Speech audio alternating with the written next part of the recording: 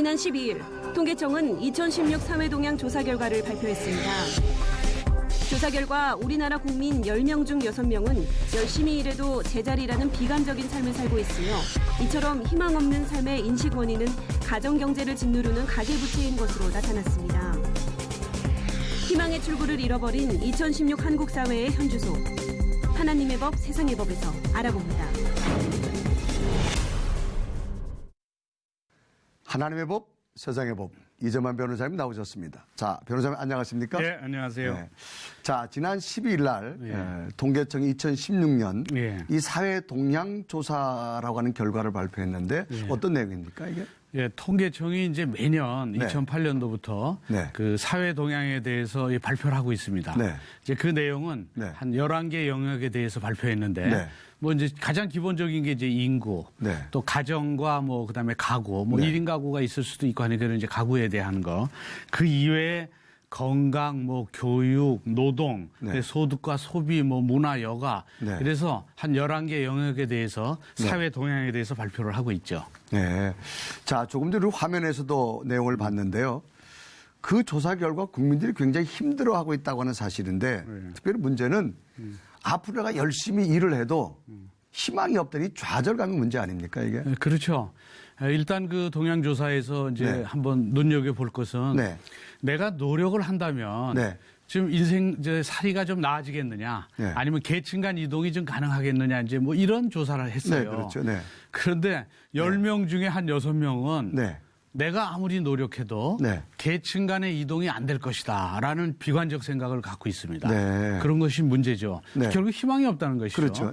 그리고 또 하나는 계층 간의 그 양극단, 그 불균형이 굉장히 심화되어 있는데 지금 당신은 어느 계층에 속해 있습니까? 이렇게 물어봤을 때 내가 최하층에 속해 있다라고 하는 사람이 한 20% 정도 돼요. 그리고 한 53%는 자기는 이제 중산층이다 이렇게 보고 있는데 이게 이제 과거에는 한 12% 정도만 최하층이라고 생각했어요. 근데 지금 이제 한 10여 년 시간이 지나면서 최하층이라고 생각하는 사람이 20%나 됐죠. 굉장히 늘어났죠. 그러니까 결국 그 소득의 불균형, 양극화가 굉장히 심화됐다고 보는 것이죠. 자, 그럼 이렇게 된 원인 중에 하나가 이 가계부채라고 하는 건데 이 가계부채 정말로 해결이 어려운 것 같아요. 이 가계부채가 지난 1년 새 130조가 증가했는데 지금 현재 국가 전체 가계부채는 한 1,300조 됩니다. 근데 이 1,300조가 되는데 지금 이자를 내야 되는데 이자 부담을 굉장히 부담이 커지죠. 이유는 금리가 지금 인상되고 물가는 상승되는데 소득은 제자리 걸음이에요. 그렇죠. 더더군다나 트럼프가 당선되면서 이제 금리 인상 조짐이 실제적으로 이제 금리 인상이 될 거고요. 그렇게 되면 소득은 그대로인데 금리가 인상되면 결국은 갚지를 못하죠. 이자 부담률이 이제 커지는 것이죠. 거기다가 물가는 계속 상승되니까 가계소득에서 이제 살아가야 되는 생계 최저 유지비가 필요하지 않습니까? 그렇게 되면 보통 모든 가정들은 이제 집을 살 때 결국 담보대출로 사는데 이 가계 부담이 커져서 이 금리를 감당할 수 없으면 그러면 결국은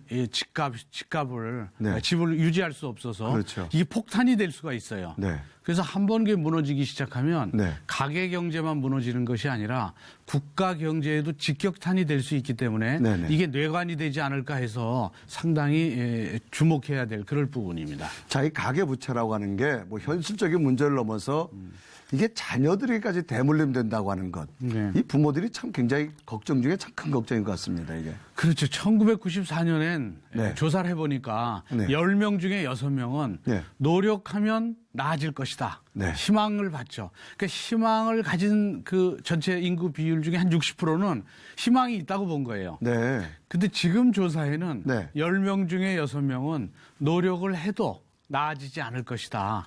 희망이 없는 거예요. 그래서 뭐 3포 세대니 뭐 5포 세대니 7포 세대니 이런 것이 아무리 노력해 본들 나는 집을 살 수 없다. 이게 예전에는 집값이 쌌지 않습니까? 물론 소득도 작았지만 한 1, 2년 열심히 노력하면 집을 살 수 있었어요.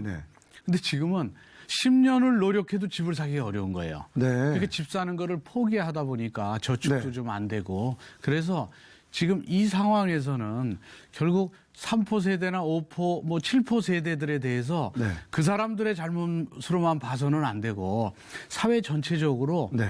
그들이 희망을 가질 수 있는 네네. 어떤 비전을 제시하는 그런 어떤 시스템을 지금 만들어야 되고 그 부분에 대한 연구도 필요한 것이죠. 네.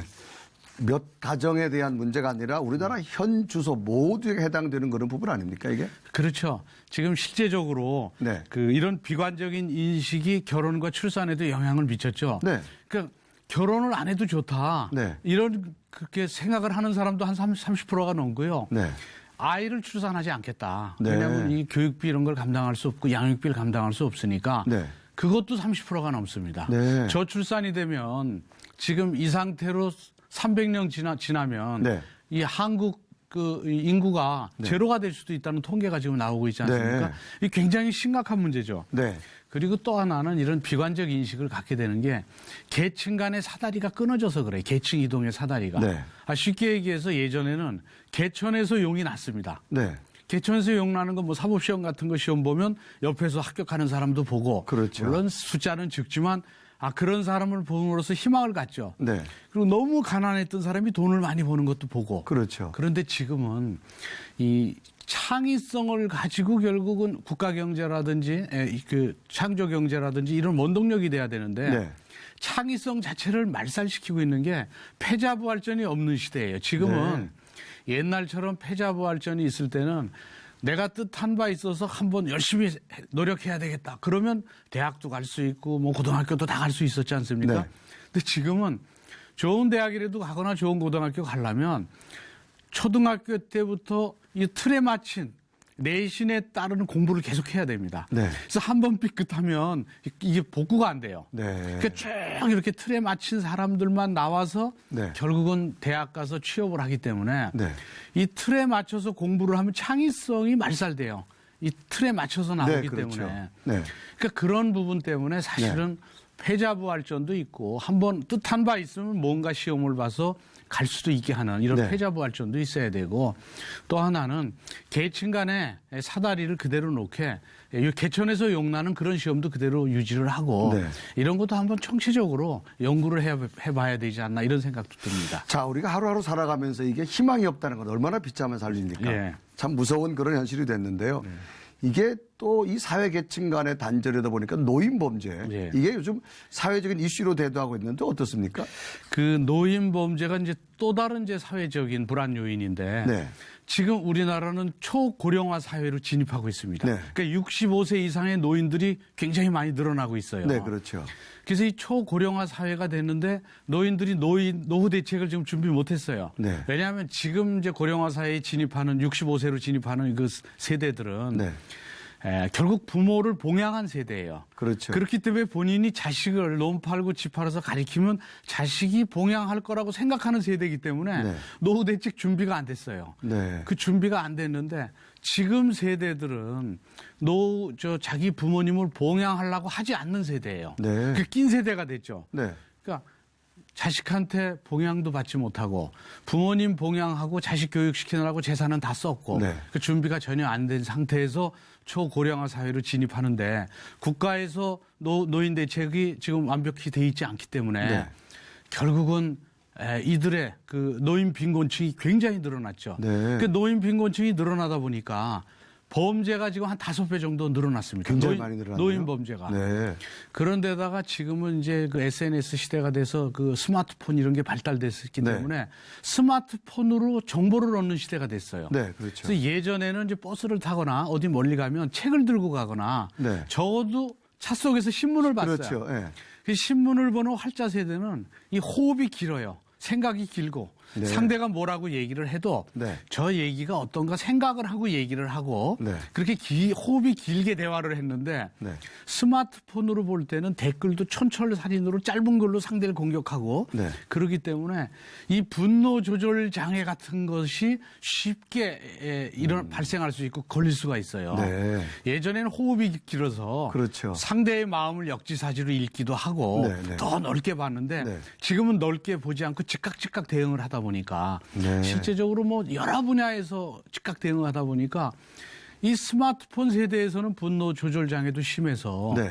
이 범죄들도 점점 늘어날 수도 있고 네. 그래서 이런 여러 가지들 때문에 네네. 정말 총체적이고 입체적인 이런 네. 대책이 필요한 시대가 됐습니다. 자, 무슨 조사의 수치나 조사 결과 내용을 봐도 어떤 사회적인 전반의 희망이라는 것은 참 발견할 수 없는 상황인데요.